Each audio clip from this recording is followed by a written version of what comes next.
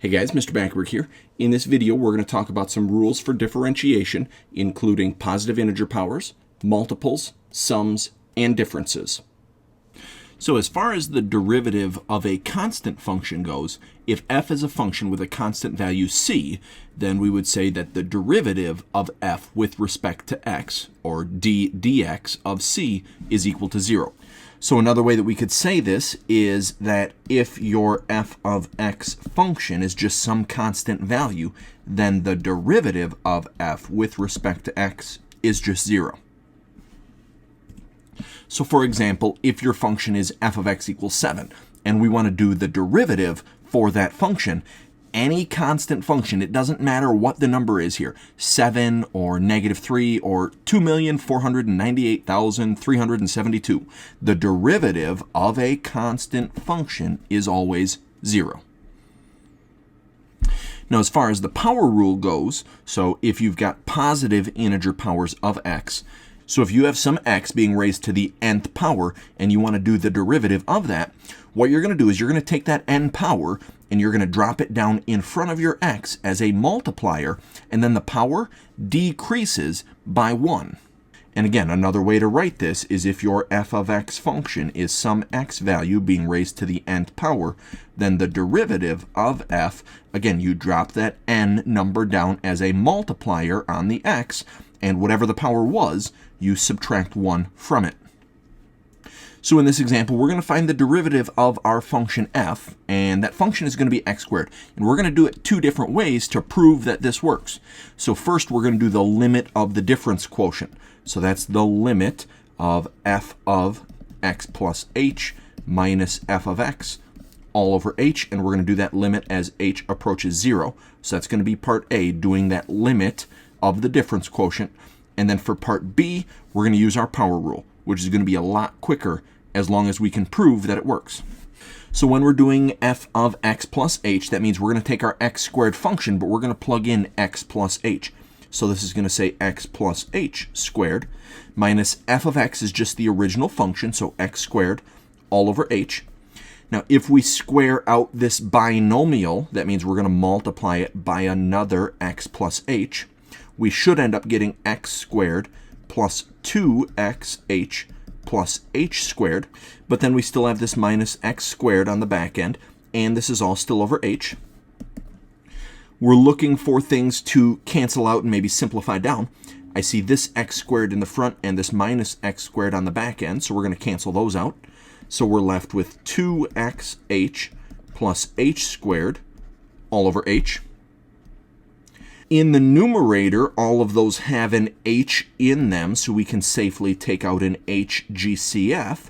So we're left with 2x plus h all over h. We're going to cancel out those h's, so we have just the 2x plus h left over.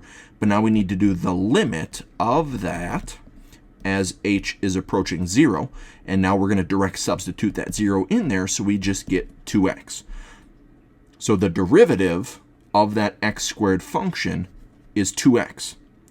Now, based on that power rule, the power rule says the derivative, if you've got x being raised to the nth power, we're going to drop the n power down as a multiplier, but then subtract 1 from the power. Well, if we're talking about x squared, the power is 2. So we're going to drop the 2 down in front as a multiplier, and then we're going to subtract 1 away from the power. So we get 2x as our answer. Now, as far as the constant multiple rule, so if we've got some differentiable function u, and we're multiplying it by some c value, then what you're allowed to do as you're taking the derivative, so dx of c times u, you can pull that c value out in front and just multiply by the derivative of that u function. So in this example, we're looking at using that constant multiple rule. So we're going to find f prime of x for the function f of x equals 7 times x to the 4th. So what we should recognize here is that we've got 7 times some x being raised to the 4th power. So what that constant multiple rule says then is you can just take this 7 and multiply by whatever the derivative of x to the 4th is. And we're going to use that power rule to help us differentiate that. So the power rule says drop the power down in front as a multiplier, but then subtract 1 from the power. Now with that 7 times 4 in the front, we can just combine that, so we end up getting 28x cubed as the derivative for this function. Next rule we're going to talk about is the sum and difference rule.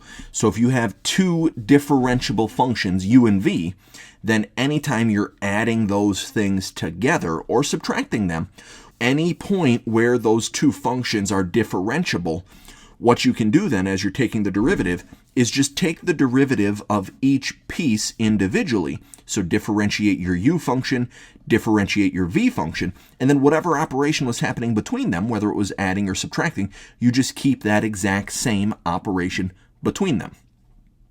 So in this example, we've got this p polynomial function, and we're going to differentiate it using that sum and difference rule.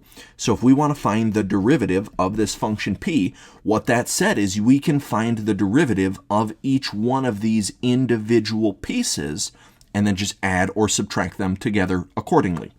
So if I'm looking at this t cubed piece, I'm going to use my power rule. So I'm going to drop the power down as a multiplier, and then I'm going to subtract 1 from the power. Now, as we look at this second piece, there's adding happening, so I'm going to keep my plus sign in there.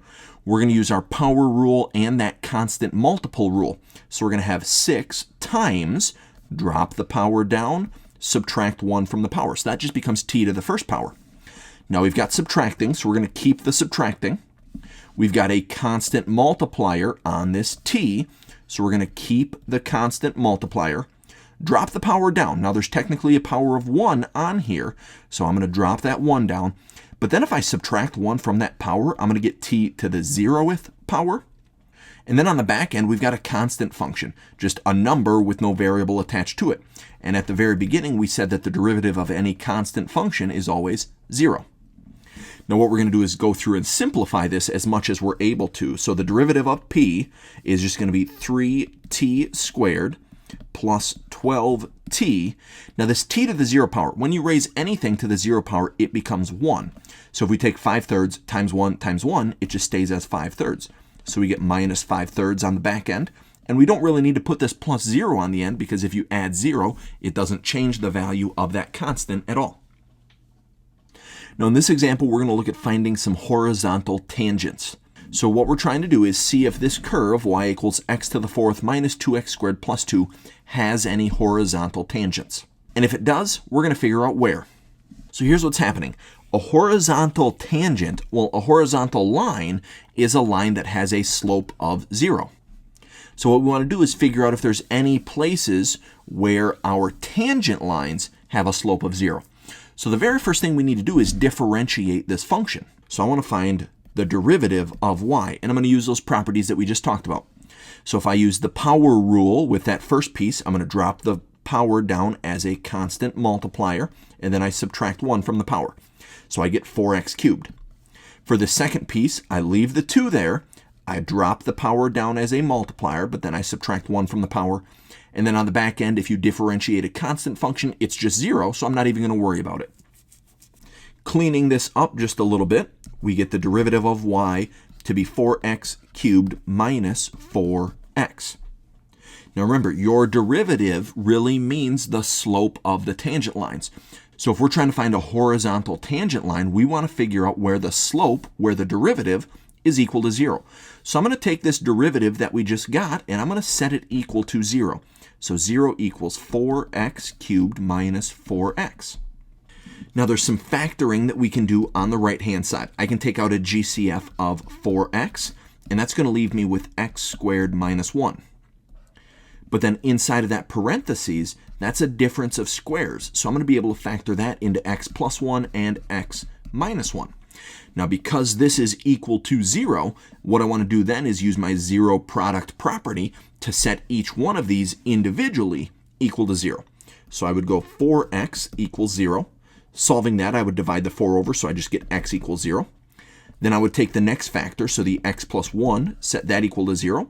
Subtract the 1 over, and we get x equals negative 1. And then I would take my last factor, x minus 1, set that equal to 0, add the 1 over, and I get x equals positive 1. So there are 3 places where our original function is going to have a horizontal tangent, and it's everywhere where that derivative equaled 0. So it's at x equals 0, x equals -1, and x equals +1. Last example, we're going to do some calculus, and we're going to use our calculator to help us find any horizontal tangent lines. So we've got this equation, y equals 0.2x to the fourth minus 0.7x cubed minus 2x squared plus 5x plus 4. And again, if we're trying to find horizontal tangent lines, we're looking for where the derivative is equal to 0. So the very first thing we need to do is differentiate this big long polynomial using those properties. So as far as the derivative of y, I keep the constant multiplier in front, I drop the power down, and then I subtract 1 from the power. And then I'm going to do that all the way down the line. So I keep the constant multiplier, I drop the power down, and then I subtract 1 from the power. And then I keep the constant multiplier, drop the power down, subtract 1 from the power. Then I keep the constant multiplier. Now here, because this is a first power, if I drop the first power down and multiply it by 5, it just stays as 5. And then if I subtract 1 from this, it's x to the 0 power, so there's no more x's attached to this. And then on the back end with that plus 4, that's a constant function, so if we differentiate that, we just get 0. So we're not even going to worry about that part. Now cleaning this up, we get y equals 0.8x cubed minus 2.1x squared minus 4x plus 5. So this is our derivative. Now this isn't real easy to set equal to 0 and solve algebraically, so this is why we're going to use our calculator to help us out with this one. So in my calculator, I've got that function typed in. I'm going to do zoom 6 to get my nice 10 by 10 window. We're looking for anywhere where the derivative is equal to 0. Well, this graph is representing our derivative, so we're just trying to find those places where it's equal to 0. So those are the x-intercepts for this graph. So I'm going to do second calc. I'm going to find a 0 because our function is equal to 0. I have to do a left bound point, so I'm going to start on the left-hand side over here. I want to make sure that I'm on the left-hand side of that x-intercept. I hit enter. I arrow to the right a little bit, so I go to the right-hand side. I hit enter, enter. So that first one is happening at approximately -1.862. Then I need to find my next 0, so I do second calc again, option number 2. I want to arrow over by this other x-intercept. So it's happening about right there. Left bound means I'm going to hit left a couple of times, enter, then go to the right until I pass it, enter, enter. So that one's happening at about 0.9484 if we do a little rounding there. And then we need to find our last 0. So second calc 0. Again, arrowing over to that last 0. So it's approximately right there. I need to be on the left-hand side. I hit enter. Then I need to move over to the right-hand side, hit enter, enter. So we get about 3.589, but I'm not quite done yet. With those three x values, we were asked at what points do those horizontal tangents occur. We just found three x values, but we're not done yet. So if we want to find points, we need an x and a y. So we said that first x value was at about -1.862. Well, to find that y value, we need to plug that back into our original function for that x. And I would probably just use my store key on my calculator. Store this x value, type out your function, and it should tell you that that y value is at about -5.321. So that's my first point. That's my first horizontal tangent point. But then our next x value we said was at about 0.9484. And again, I would use my store key on my calculator, store that x value, type out your polynomial function, and we should get a y value answer of about 6.508. And then our last x-intercept happened at about 3.539. Again, store that x value in your calculator, type out your function, and we should get about -3.008 as that last point. That's going to be it for this video. Thanks for watching.